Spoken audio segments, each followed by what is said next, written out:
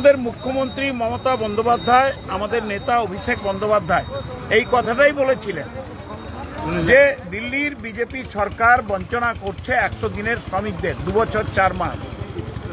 সেখানে তো শুধু তৃণমূলের লোক নয়, বিজেপি আছে, তৃণমূল আছে, কংগ্রেস আছে, সিপিএম আছে, সব দলের গরিব লোক, তারা 2 বছর 4 মাস টাকা পায়। কেমন সবাই আসছেন। এটা তো পেটের টান, ক্ষুধার জ্বালা।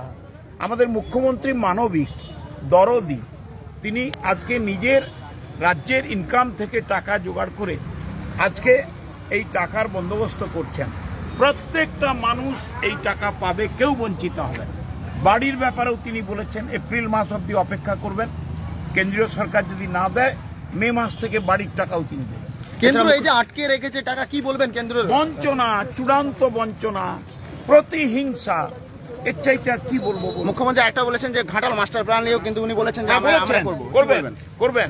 আমরা আজ 12 বছর ধরে অপেক্ষা করছি কেন্দ্রের জন্য। আমাদের সাংসদ দেব পার্লামেন্টে তুলেছেন, আমি নিজে রাজ্যসভায় তুলেছি বারবার। আমি ডেলিগেশনে গেছি মুখ্যমন্ত্রীর নির্দেশে, হ্যাঁ করেছে, দেব করেছে। বিজেপির নেতারা ঘাটালে এসে বলেছে স্যাংশন হয়ে গেছে, কোথায়? একটা টাকাও তো মঞ্জুর হয়নি।